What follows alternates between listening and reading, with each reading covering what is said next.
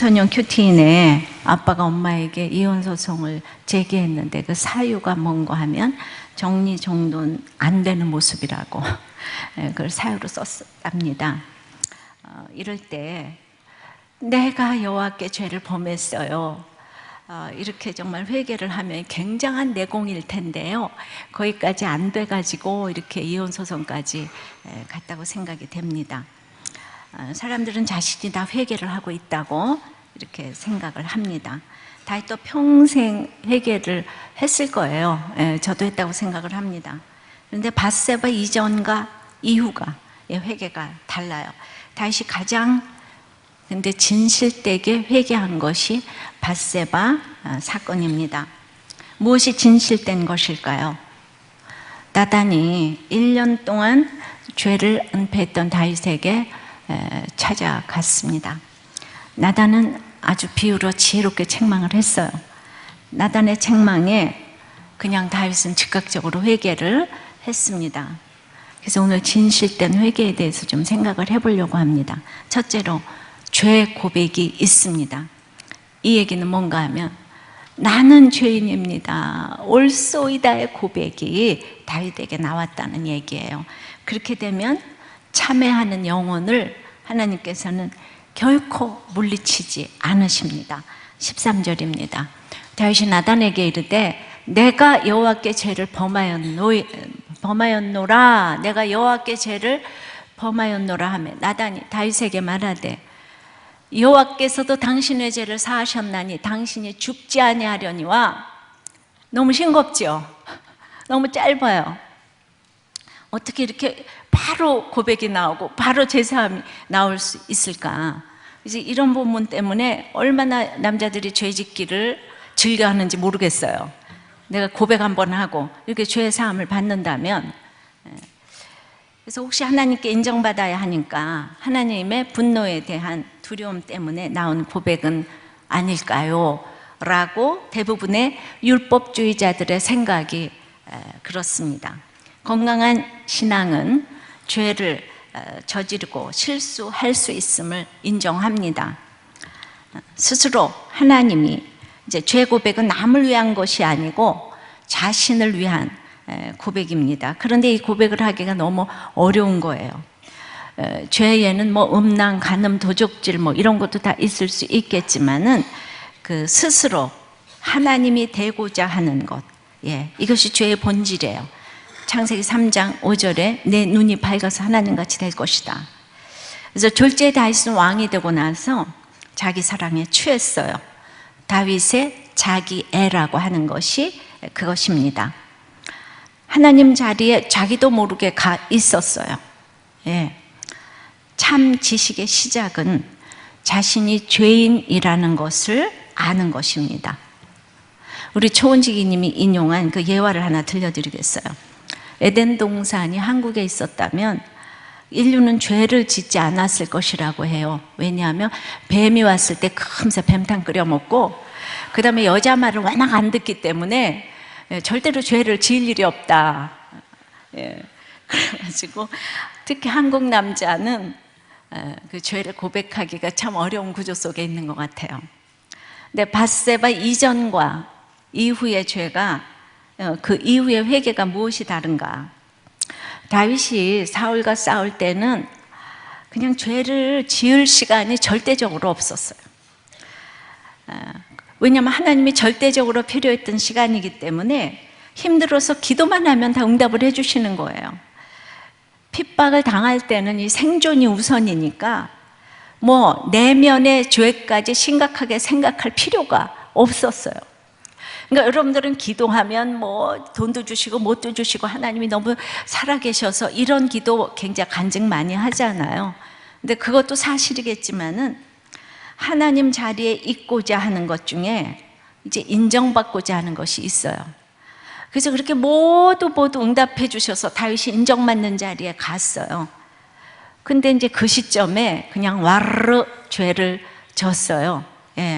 욕심으로 성벽을 지었어요. 시험이 오고 그냥 바람이 부니까 그 성벽이 무너졌어요. 와르르. 생각나시죠? 그러니까 죄를 짓고 나서 이게 인정받는 자리에 가니까 죄를 짓기가 쉬운 거예요. 내 일을 모두가 다 해주니까, 권세가 딱 생겼으니까 그냥 죄 지으라고 윗자리에 갔어요. 우리는 아주 권세가 생기면 누구도 죄를 짓게 돼 있어요. 그랬는데 죄를 짓는 것까지는 됐는데 짓고 나서 고백하기는 너무 어려운 거예요. 그 윗자리라는 게 그렇잖아요.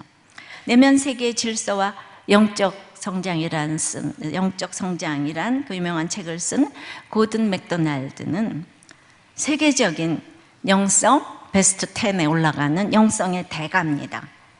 예. 그런데 이분이 얼마나 게일 맥도날드와 정말 그 유명한 책도 쓰고 대단한 정말 사모님이 계신데 여자 문제가 터진 거예요. 고든은 그냥 정점에서 이 문제가 터졌어요. 고든은 모든 직을 내려놓고 다 내려놨어요. 어디 운동했어요. 그리고 징벌의 기간을 보내고 무너진 세계를 재건하라 라는 책을 썼어요. 거기서 고든이 말하기를, 나는 세계가 무너져버린 사람을 가장 지독하게 비난하는 사람은 바로 자기 자신임을 알게 되었다 라고 썼습니다. 왜 비난하냐? 너는 스스로 날마다 죄인이라고 말했는데, 그것이 증명됐는데 왜 그래? 그런데도 내 가까운 사람들이 다 나를 외면하고, 그리고 이제 다 떠나갈 것만 같고, 그래서 그 용서받은 자의 삶을 살기가 너무 어려웠다는 그런 고백을 합니다. 회개 안에서 산다는 것은 늘 내가 잘못된 방향으로 갈 준비가 되어 있다는 것을 인식하는 것이고, 그리고 계속 자기 자리를, 자기 주제를 찾아야 한다는 것을 인식하는 삶이 회개하는 삶이라고 했어요. 이것은 항상 죄 지은 일만 찾아서 헤매어 우리를 좌절시키는 병적 근성 같은 것이 아니라, 우리 내면은 항상 창조주에 대한 반역과 불순종으로 흐리기 쉽다는 것을 솔직히 인정하는 삶이 회개 안에서 산다는 삶인 거예요. 그러니까 누구만 회개하고 나는 회개 안 해도 되는 게 아니라, 우리는 누구나 다 평생 회개를 해야 하는 것이에요. 그러니까 자기 죄를 아는 사람은, 다시 들으세요, 자기 죄를 아는 사람은 죽은 자를 일으키는 사람보다 위대하다 그랬어요. 자기 죄를 위해 한 시간을 진실로 울부짖는 사람은 온 세상을 가르치는 자보다 더 위대하다고 했어요. 자기의 약함을 아는 사람은 천사를 볼 수 있는 자보다 더 위대하다고 그랬어요. 그러니까 나의 약함을 아는 것이 얼마나 지식인지 몰라. 나의 부족함을 아는 게 지식이에요. 하나님께서 모든 걸 다 주세요. 다윗이 어떻게 그렇게 빨리 죄사함을 받을 수 있을까 생각하겠지만, 다윗은 나단의 책망을 받고 한 줄로 회개한 것 같지만은 즉각적인 회개, 변명이 없는 회개, 겸손한 회개를 했어요. 고든도 뭐 어쩌고 저쩌고해서 죄를 졌다 그런 얘기 하나도 안 썼어요. 뭐 어쩌고 저쩌고 없어요. 무조건 자기 죄예요. 자기 죄. 그렇게 썼어요. 진정한 회개를 했기에, 여기서는 한 줄로 나왔지만 시편 32편, 51편 보면은 막 처절한 회개를 했습니다. 송인규 교수는 회개에 3요소가 있대요. 지정의의 요소가 있는데, 지적으로 자기 죄를 깨달아야 되고, 정적으로 하나님께 통회하는 마음이 있어야 되고, 의지적으로 하나님께 용서를 얻고자 하는 이 결단의 자세가 필요하다 그랬습니다. 그럼 이 지정의가 이제 어떻게 나타나야 될까요? 회개는 무엇을 어떻게 해야 하는지 생각하면 6가지로, 첫째로 자신이 의롭다는 이 교만에서 무너져야 된다는 거죠. 또 두 번째가 자신의 모습을 보고 늘 슬퍼하면서 애통해야 된다는 거예요. 저보고 운다고 좀 그만 욕하세요. 이번 수요일에도 오고 그렇게 집에 가서 욕하는 남편이 있대요. 아주 저는 그냥 욕을 먹어서 오래 살 모양이에요. 매주 욕해요, 저를. 세 번째는 자신의 삶에 대한 후회와 쓰라린 애통함은 모든 죄를 미워하고 혐오한다는 거예요. 이게 회개의 형태라는 거예요. 네 번째는 미워하고 혐오하던 죄가 자신 안에 깊이 있음을 탄식함으로 하나님 앞에서 고개를 들지 못한 채 부끄러움에 어쩔 줄 몰라 하는 거래요. 근데 아까 서두에 그 고3 아이가 엄마 아빠의 이혼 때문에 썼는데 아빠가 어떻게 정리정돈을 못해서 엄마를 그렇게 이혼 소장을 보낼 수가 있을까 했지만은 그냥 살다 보니까 자기 아빠의 미워하는 모습이 자기에게 그대로 있더라. 탄식하면서 남을 미워하는 게 내 속에 그대로 있구나. 이게 회개하는 태도예요. 딸이 회개를 하네요. 5번째는 하나님 앞에서 백일하에 드러나는 자신의 죄가와 약함에 대해서 감추려 하지 않는다는 거예요. 6번째는 이제 끝으로 죄로부터 돌이켜 하나님을 향해 나가는 게 회개하는 거예요. 그야말로 회개되기 위한 건 이거죠. 하나님 앞으로 나가는 거 있잖아요. 정죄감이 아니죠. 자, 어떤 목사님이 이제 다시 드디어 이제 회개가 끝났는가 이렇게 물어봤어요. 회개는 삶의 방식에 평생 계속 되어져야 할 방식이에요. 다윗은 앞으로도 계속 회개할 일이 있습니다. 일회성이 아니에요. 다만 밧세바의 회개는 자기의 내면을 직면하는 분수령적인 회개가 된다는 것입니다. 그래서 아까도 말했지만 시편 51편은 음란과 살인과 간음과 살인죄를 범하고 있는 중에 나단이 와서 책망할 때 이제 쓴 시예요. 4절 5절입니다. 내가 주께만 범죄하여 주의 목전에 악을 행하였사오니 주께서 말씀하실 때에 의로우시다 하고 주께서 심판하실 때에 순전하시다 하리이다.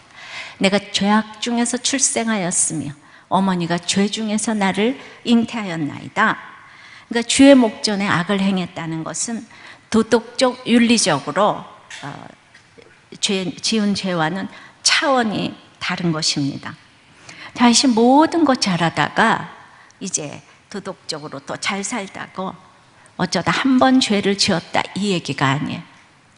다윗이 깨달은 것은 스스로가 죄를 지을 수밖에 없는, 죄를 물처럼 먹고 마실 수밖에 없는, 아주 모태에서부터 죄악 중에 출생했다. 자기는 죄인이다. 죄밖에 지을 것이 없는 인생인데 이거를 깨달았어요. 이게 회개하는 거예요. 예.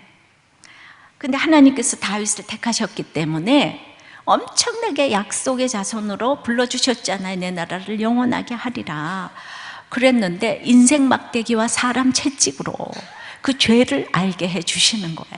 그래서 고난이 축복인 것입니다. 노아도 120년 동안 수치와 조롱을 받았지만 방주 안에 들어가면 다른 사람은 없잖아요. 거기는 자신과의 싸움이에요. 그러니까 사람이 아니라 하나님 앞에서 범죄했다는 것을 알면, 그러니까 도덕적 윤리적 죄가 아니라고 그랬어요.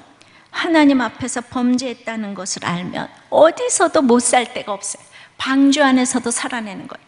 이상한 부부 생활에서도 살아낼 수가 있는 것이, 이상한 자녀 가지고도 살아낼 수가 있는 거예요.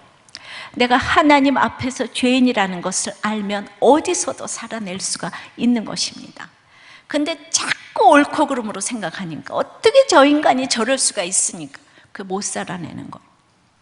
그래서 다윗이 이걸 알았어요. 예. 그러니까 끊임없이 여자를 취하고 했는데 하나님 앞에서 자기가 죄인이라는 걸 모르기 때문에, 그래서 다윗의 후반부 인생은 자기와의 싸움이고, 그리고 이제 말이 없어지고 인내하는 인생이 되는 것입니다. 그러니까 시편 6편 6절에도 내가 탄식함으로 피곤하여 밤마다 눈물로 내 침상을 띄우며 내 요를 적시나이다. 아유, 제가 우는 거에 대해서 이 성경적인 근거를 보셨죠? 욕하지 마시라고 계속 우는 얘기가 이렇게 나오네요.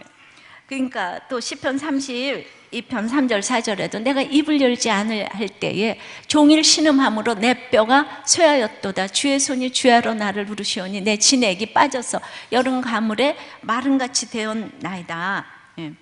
그러니까 내 죄에 대해서 침묵하고 있을 때에 그냥 종일 신음하게 된다는 거예요. 그 고든도 다윗도 얼마나 죄 짓고 나서 눌렸겠습니까? 그들이 최고의 정점에서 죄를 지었는데 이것이 무의식적으로 눌렸다고 생각이 돼요. 다윗도 이 고든도. 근데 결국은 이제 전 세계적으로 이것을 이제 써내서 진정한 회개를 보여주고 있습니다. 그러니까 7절에 우슬초로 나를 정결하게 하소서 내가 정하리이다. 나의 죄를 씻어주소서 내가 눈보다 희리이다. 우슬초는 문둥병자를 이제 씻어주는 거, 치료하는, 쓰는 거예요. 그러니까 문둥병자는 자기 죄를 모르잖아요. 감각이 없잖아요. 그런데 자기를 그냥 문둥병자보다도 더 못하게 여겨서 그 우슬초, 제일 형편없는 풀로 나를 씻어달라고 다윗이 이렇게 내려갔어요. 이게 진짜 자기 죄를 아는 모습인 거예요. 내가 문둥병자보다도 못하고 나를 우슬초로 씻어달라고 다윗이 진짜 회개한 거예요. 한마디로 내가 여호와께 죄를 범하였나이다. 그냥 이 한마디를 보면 어떻게 한마디 하고 그렇게 죄를 사할 수 있어? 근데 이런 마음이 있는 거예요. 여러분들 회개가 바로 이런 것입니다. 16절 17절에도 주께서는 제사를 기뻐하지 아니하시나니 주는 번제를 기뻐하지 아니하시나이다. 하나님께서 구하는 제사는 상한 심령이라 하나님이랑 상하고 통해하는 마음을 주께서 멸시하지 아니하시리이다. 상한 심령의 제사. 그런데 우리는 하나님 앞에 제사 드렸다고 하는 이런 것은 사실 너무나 보잘것 것 없는 자기의 의로 보이고자 하는 것 때문에 구제하고 헌금하면서 자기 죄가 없다고 이렇게 생각하는 사람들이 참 많아요. 그런데 그것을 누가 보겠습니까? 상하고 상한 심령의 제사를 누가 보겠습니까? 가인의 후손이 보겠습니까? 한계 상황에 봉착한 에노스와 노아가 보는 것입니다. 다윗도 하나님이 세우시기 위해서 처절한 길을 걸어가게 하십니다. 진정한 참회는 과거를 누이침만이 아닌 동일한 죄를 미래에서 되풀이 안 하겠다는 고백이에요. 그러니까 예수님도 가늠하다 붙잡힌 여인에게 나도 너를 정죄하지 않으니 다시는 가서 죄를 범치 말라. 그리고 다윗의 이 죄의 고백을 하나님이 나단을 통해서 사해 주신 거예요. 허물의 사함을 받은 자는 복이 있는 거예요. 다윗이 후반부에 눈물의 인생을 살았지만 그는 어느 때보다 평강합니다. 왜냐하면 이렇게 진정으로 낮아짐을 경험하면서 회개했기 때문이에요. 그러니까 그 남자분들은 굉장히 권세에 대한 욕망이 많잖아요. 정점에 올라갔을 때 이렇게 곤두박질을 치는 경우가 많이 있는 것 같아요. 목사님은 뭘 그렇게 맨날 회개를 하냐고 그러는데 저는 이제 그러니까 저 같은 삶을 남자분들이 살기가 참 어렵잖아요. 저도 정점에 있으면 정점에 있었는데 너무나 사실 밑바닥 인생을 오래 내려가서 살면서 내가 겪지 않아야 될 감정을 참 많이 겪었기 때문에 그때 이제 제가 정말 아무것도 아니라고 생각을 하고 그래서 지금 날마다 이렇게 회개할 것이 있게 해주시는 것 같아요. 그러니까 이거를 경험하지 못하면 누구도 이걸 경험을 해가야 될 것 같아요. 그냥 승승장구하다가 올라가면 이렇게 반드시 이런 일을 좀 겪지 않나 이런 생각이 듭니다. 다윗이 이 죄를 오픈해 놓았기 때문에 우리가 은혜를 받는 것이에요. 다윗이 부유할 때는 인간에 대해서 참 모릅니다. 인간에 대해서 모른다는 것은 죄에 대해서 모른다는 거예요. 그러면은 사람에 대한 분별이 되지를 않아요. 그러니까 결국은 언젠가 꽝 터지게 돼 있는 것 같아요. 죄를 모르면 인간을 모르는데 결혼인들 제대로 하겠습니까? 직장에서 사람인들 제대로 뽑겠습니까? 스펙으로 뽑는 게 아닌 거예요. 그래서 그러나 다윗도 모르는데 우리가 어떻게 알겠습니까? 그런데도 우리가 하나님의 은혜로 하루하루 가는 것입니다. 하나님은 우리가 열심히 일하고 노력하는 것보다는 관계에 관심이 있으셔요. 우리가 잘나서 사랑하시는 게 아니에요. 불완전함을 가진 우리 자신이야말로 하나님의 사랑에서 가장 커다란 초점인 거예요. 그래서 신앙이 건강할수록 우리는 더욱 자신을 소중하게 느끼게 됩니다. 다윗은 하여튼 회개하였어요. 성숙이라는 것은 더 나은 행동이 아니고 나쁜 행동을 식별하고 인정하는 능력이에요. 그러니까 이게 분별이에요. 구별된 것이죠.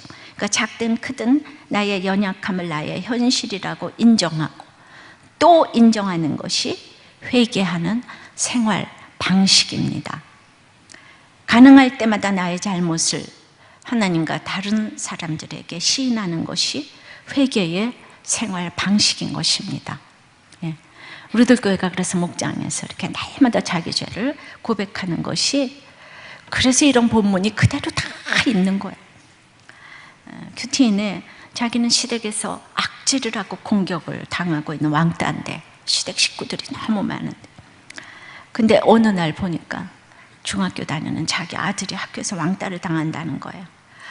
그런데 그냥 나도 왕따 당하는데 아들이 왕따 당한다 그러니까 순간적으로 너는 병신같이 당하고만 사냐 이러면서 비난과 분노를 쏟아냈대요.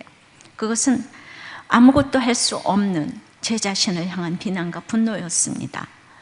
그런데 아들은 고3 지금까지도 비슷한 일을 계속 겪어오고 있다는 거예요.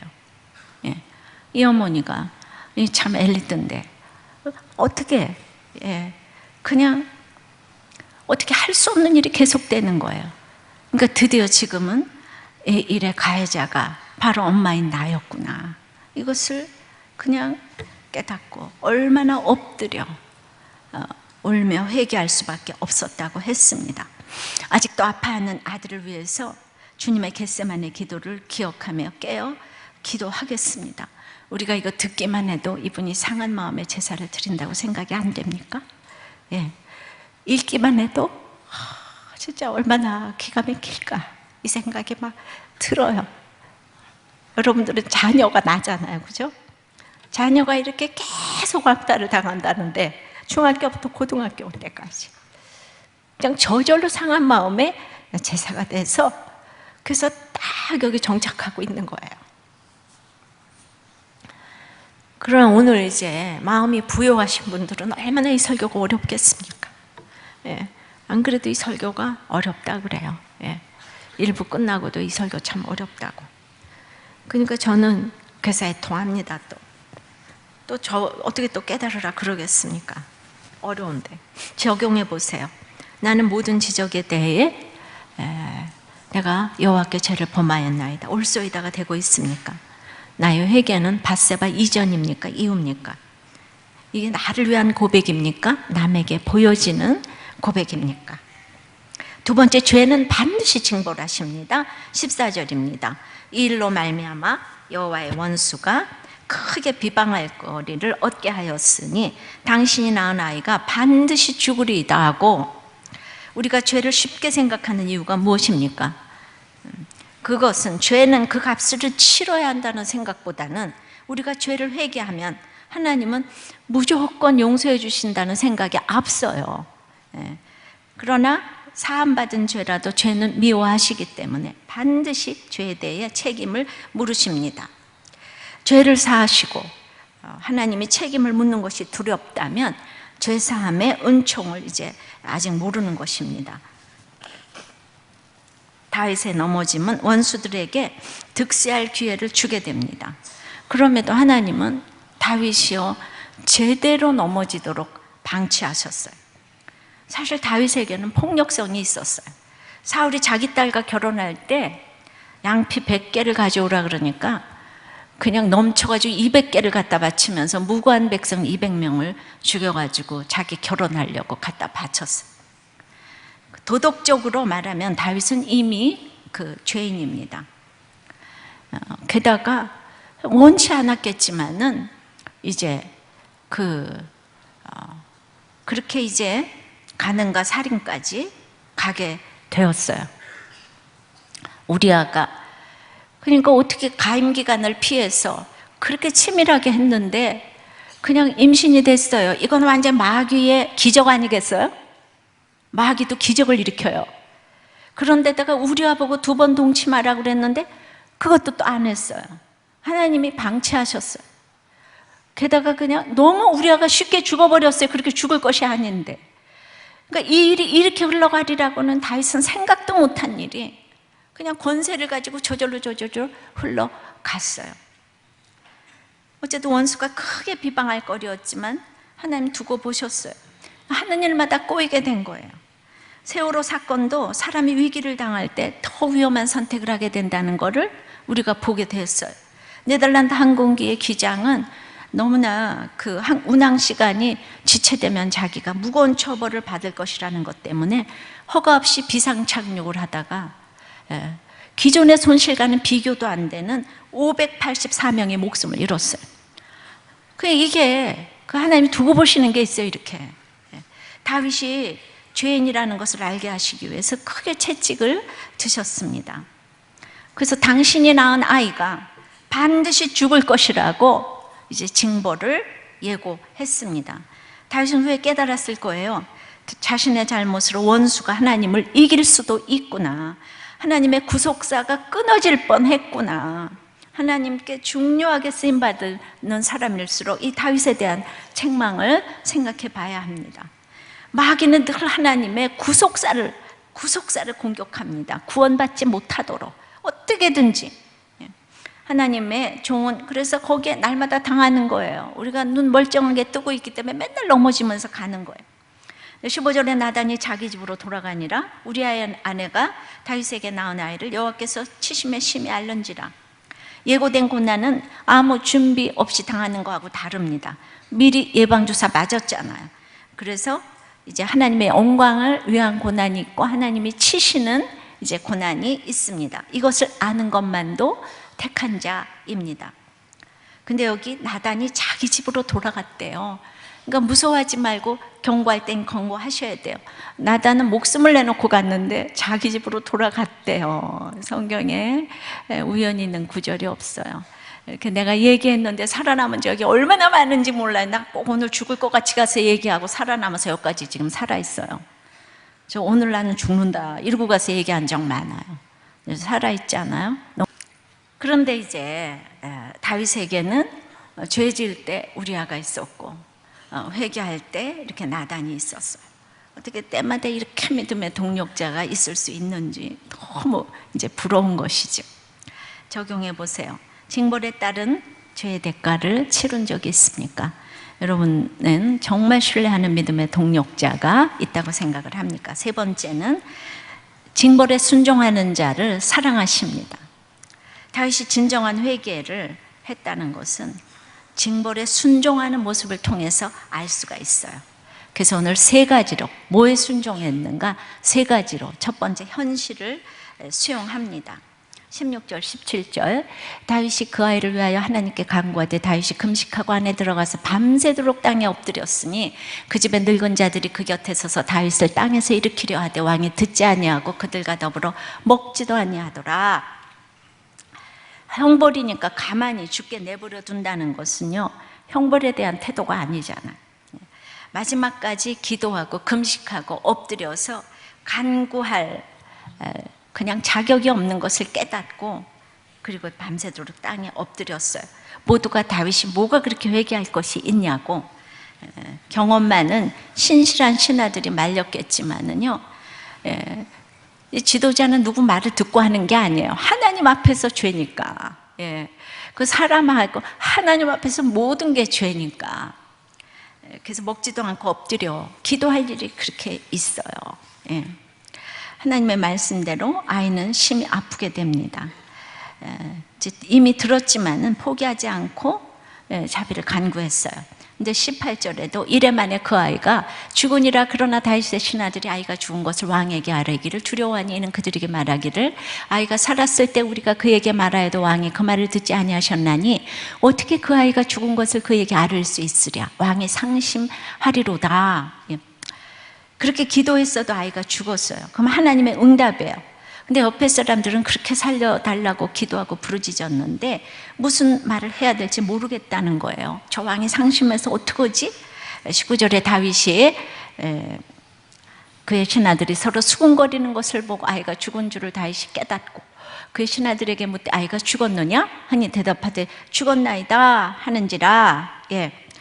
그러니까 이제 그 신하들이 다 수군거렸어요. 그렇게 기도했는데 그 아이가 죽었대. 아유 참 안 됐어. 그래요. 저도 남편이 갔을 때 제가 30대 과부였잖아요. 그러니까 아유 정말 징벌받아서 저렇게 되었나 봐. 아유 안 됐어. 그러지 않았겠어요? 예, 실제적으로 저에게 와가지고 어떤 분이 나이 많이 들으신 분이 저한테 수근거리지 않고 직접 와가지고 무슨 죄를 지셨노? 그렇게 저한테 물으신 분이 계세요. 용감하게. 예, 제가 수준이 워낙 높아요. 그런 얘기 듣고 지금까지 살아있어요. 예. 자, 두 번째는 징벌에 순종하는 것은 하나님을 신뢰해요. 그 현실을 수용하게 되면은 하나님을 신뢰합니다. 20절입니다.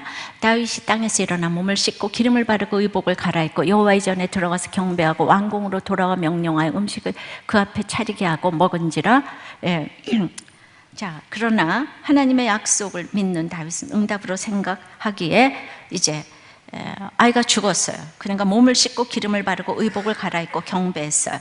21절 서부터요. 그의 신하들이 그에게 이르되 아이가 살았을 때는 그를 위하여 금식하고 우시더니 죽은 후에는 일어나서 잡수시니 이 일이 어찌 됨이니까 하니 이르되 아이가 살았을 때 내가 금식하고 온 것은 혹시 여호와께서 나를 불쌍히 여기서 아이를 살려주실는지 누가 알까 생각함이거니와 지금은 죽었으니 내가 어찌 금식하랴 내가 다시 돌아오게 할 수 있느냐 나는 그에게로 가려니와 그는 내게로 돌아오지 아니하리라 하니라.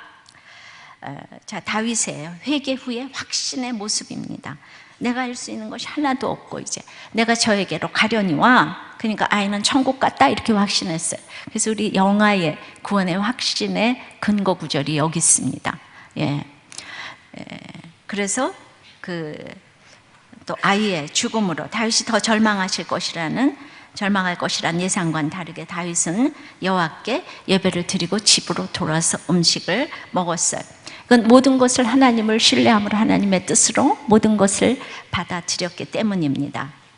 다윗이 아이가 천국 간 것을 신뢰한 것처럼 저도 현실을 수용하면서 남편이 갔어도 저도 남편이 천국 간 것을 신뢰함으로 일어나서 사명을 향해 지금까지 걸어온 줄 믿습니다.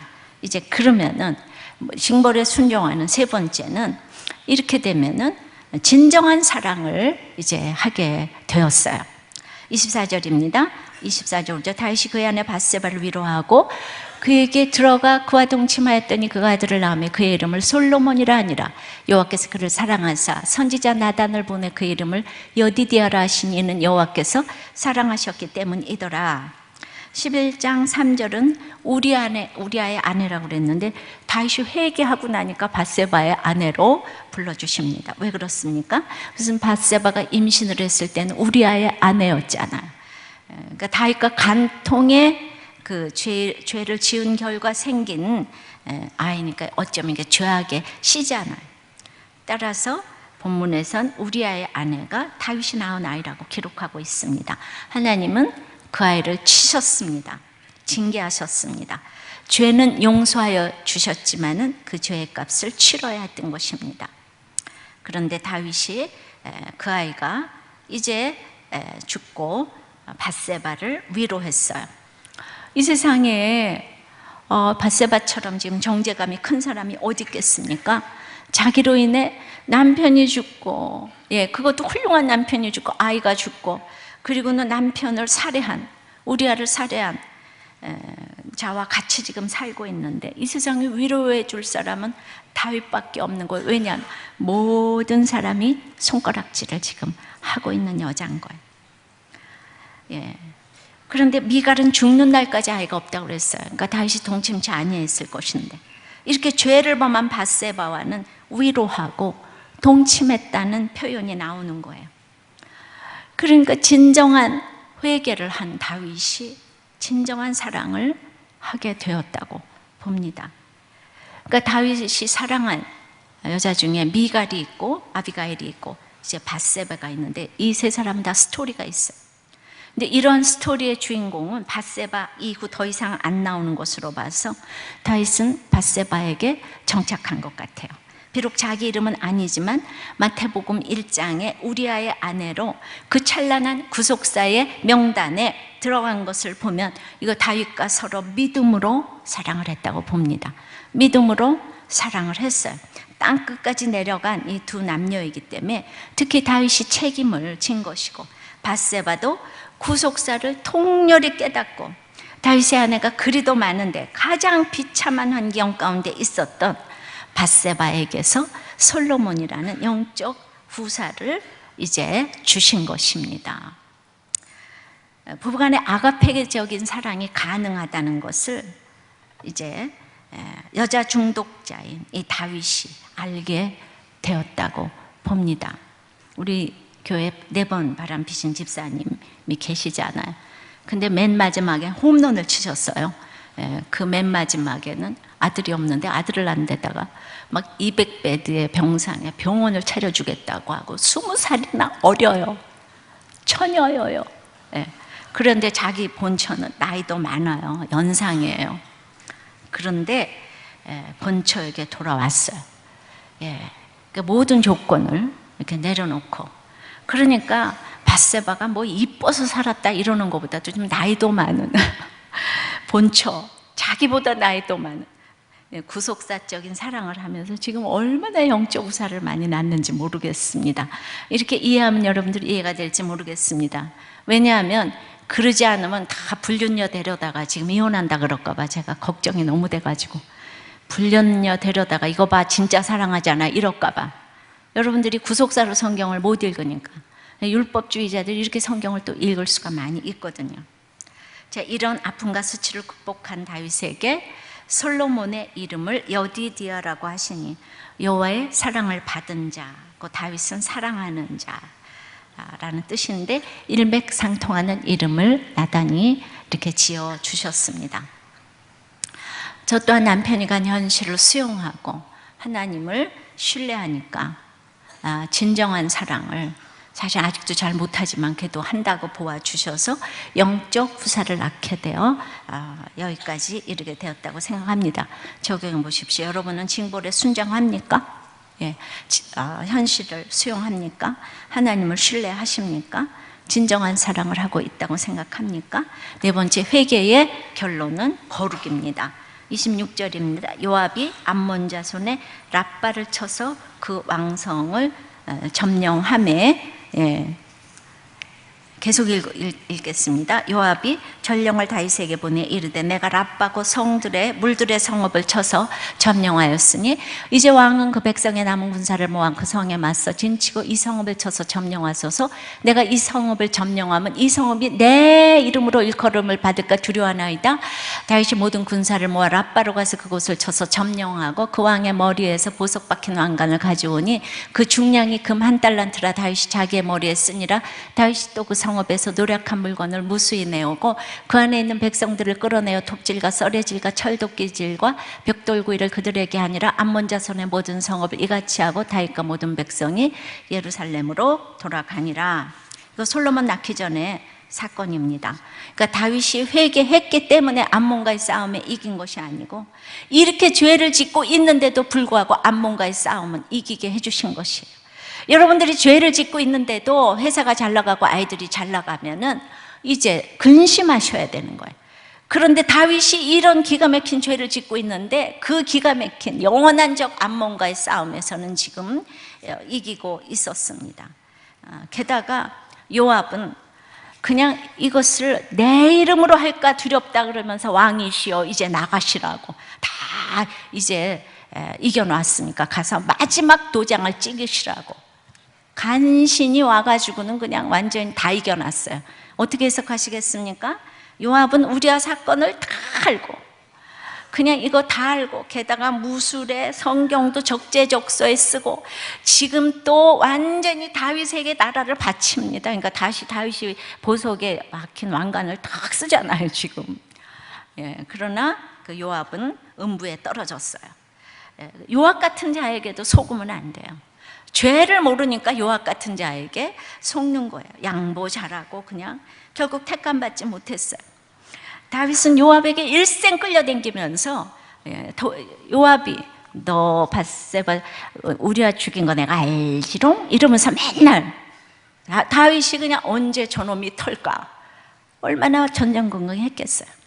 이제 죽을 때까지 요압이 그러진 않았지만 요압이 그러고 맨날 다윗을 흔들었어요. 압살롬도 죽이고 지 맘대로 했어요. 솔로몬 시대 때 처형을 했어요. 일생 다윗에게 부하가 된 것 같아도 결국 다윗은 어쩔 수 없이 끌려다녔습니다. 회개하고 나서 내가 저놈한테 그 얘기를 왜 했을까? 얼마나 후회를 했겠어요. 내가 왜 요압한테 그 우리아를 죽이라 그랬을까? 여기서 뭘 우리가 생각할 수 있습니까? 범죄 기간 중에 아무리 이렇게 싸움을 잘해도 말이죠, 어마어마한 100억을 수주를 하고 말이에요, 어마어마한 돈을 벌었다고 할지라도 정말 이 12장 전체는 죄와 수치에 관한 심각한 이야기를 지금 했잖아요. 그 맨 마지막에 암몬 얘기 몇 절 갖다 붙였잖아요. 이 얘기는 무엇을 말합니까?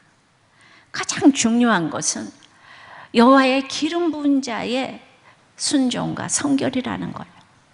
다른 거 아무리 외적인 열매가 많아도 이 내적인 이 거룩이 없으면 이 끝이라는 것입니다. 암몬과의 전쟁에서는 이겼지만은 실질적 싸움에서는 졌다는 거예요. 지금 이 얘기를 하고 있습니다. 로버트 머레이 맥케인 목사님, 목회자로서 나의 교인들에게 가장 절실히 필요한 것은 나의 개인적인 성결이다, 그 얘기를 했어요. 거룩이다. 제가 이번 주일에 월요일서부터 이 본문을 보면서 제가 이제 목회자 세미나도 하는데 제가 뭐가 돼서 하는 게 아니잖아요. 막 두려움이 제가 몰려와요. 뭐가 되었을 때 제가 두려움이 굉장히 몰려오는 게 있어요. 그래서 특별히 제가 송구영 신예배 때도 참 많이 눈물을 흘렸어요. 그러니까 뭔가 된 것 같은 헌당 예배 때 그 주일에도 막 상당히 많은 눈물을 제가 흘렸어요. 왜냐하면 그냥 막 겁이 나고, 제가 기억나실 겁니다. 제가 거룩하지 못할까 봐.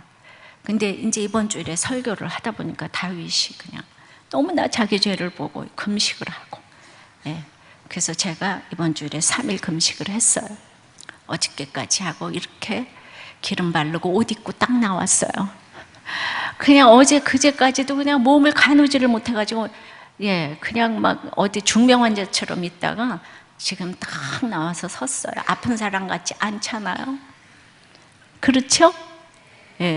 그러니까 여러분들 금식에 동참해 주세요. 왜 동참해야 되냐면 여러분들 그러니까 제가 하고 나야지 이렇게 또 자신 있게 얘기를 할 수가 있잖아요. 그러니까 한 끼 금식 같은 거 하지 말고요. 하루 이상은 좀 하셔서 여러분들이 각자 거룩하면 우리들 교회는 그냥 저절로 굴러갑니다.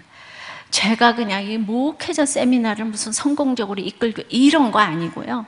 그러니까 우리가 그냥 거룩하면 그냥 가는 게 있어요. 각자 자기 죄를 보면서 그냥 이번에 진짜 내가 좀 회개를 해봐야 되겠다. 뭔지 모르지만 여러분 아실 거 아니에요, 그죠? 내가 얼마나 모태에서부터 죄악 중에 출생한 정말 인생인지. 그래서 그렇게 회개를 하는 금식을 좀 했으면 좋겠습니다. 이제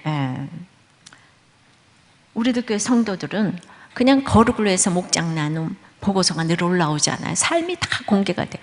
그러니까 마을 보고서, 초원 보고서 계속 보고서가 올라오니까 이 시스템 자체가 거룩을 위해서 가는 것 같아요. 어디 갔다가도 또 우리 부인이 우리 남편이 이번에 술집 갔어요 이러고 이러니까.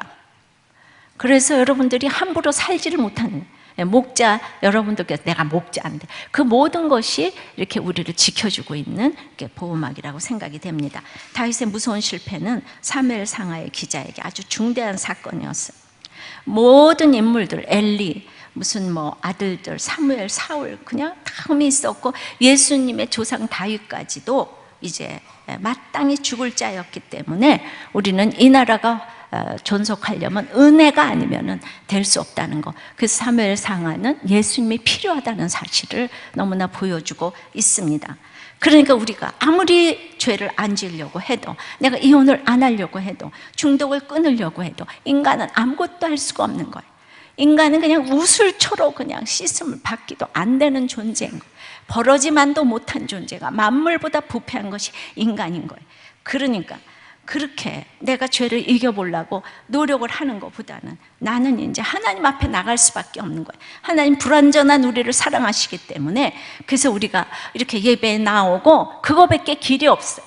예배에 나오고 주일 예배, 수요 예배, 목장 예배 나가는 것이 저절로 죄를 막는 길입니다. 저절로 자기 수준에서 늘 하나님을 생각하다 보니까 하나님이 그만큼 채워주시는 것이 있어요. 붙어 있다 보니 달라졌다는 얘기가 그거예요. 예배에 나오는 순간 그 시간만큼 그냥 죄를 그냥 우리가 그만큼 내가 부족하니까 엄마한테 달겨드는 거잖아요, 그죠? 엄마하고 갈 때 그때 그냥 하나님이 이뻐서 해주시는 거지, 내가 완벽한 행위를 하나님께서 기뻐하시는 것은 이제 아닙니다. 이제 공동체 고백을, 그러니까 이 포로 생활 동안 그러니까 이분을 소개하면 남편이 바람피고 감옥 가고 이제 그래가지고 막 유명해요. 그리고 돌아왔어요. 너무 훌륭하신 똑똑하신 분이니까 엑셀런트 목자가 됐어요. 그런데 이분이 그렇게 목자를 잘하셨는데 또다시 집을 나갔어요. 그리고 몇 년 동안 지금 안 돌아오고 있어요. 아들들도 얼마나 속을 썩이는지. 그래서 또 돌아온 것 같았어요. 근데 또 다시 속을 썩이고 학교를 안 가요. 그냥 다시 때문에 이분 돌아버려요. 다시 때문에. 그래서 그때는 부목자였었는데 남편이 감옥 갈 때 내 가족 이삭을 생각하지 못하다가 아무에게도 위로를 받지 못하니까 남편, 아들에게, 그러다 보니까 폭풍 성장을 해가지고 지금 아무것도 없는 이때에 평원지기까지 되신 분이에요. 이분의 나눔이에요. 이 포로 생활 기간 동안 다른 방법을 찾지 않고 질서에 순종하고 있을 때 또 다른 질서를 통해 나를 풀어주실 것입니다. 그냥 있을 땐 생각나지 않는 죄가 포로로 끌려가면 온갖 것이 다 생각나게 됩니다. 남편이 바람을 피웠을 때 나는 공동체를 무시했던 죄를 가장 크게 회개했습니다. 왜냐하면 그때는 이분이 서울대 나오시고 부자였거든요. 그럴 때 공동체를 굉장히 무시해요, 다들. 그 회개가 되고부터는 지체의식이 생기기 시작했습니다. 내가 강자로서 도와주는 것이 아니라 같이 걸어가는 구조 속에서 함께하는 자라는 의식이 생겼습니다. 이전에 나는 받는 것도 주는 것도 싫었어요. 시간 손해보는 것도 싫었어요. 여유 있으면 도와주는 정도였습니다. 그러나 지체의식이 생긴 후부터는 받는 것 주는 것에서 자유로워졌습니다. 포로는 한정된 기간입니다. 길어봐야 여기서 사는 인생의 잠깐일 뿐이에요. 그러나 이 기간이 지나면 반드시 풀어주시는 그날이 있습니다. 이것을 경험하려면 현재 묶여있는 작은 사건을 통해 풀어주시는 경험을 해야 천국을 맛볼 수 있습니다. 이게 목장 나눔에서 나오는 막 설교 같은 얘기를 하니까 모든 사람들이 가서 은혜를 너무나 많이 받잖아요.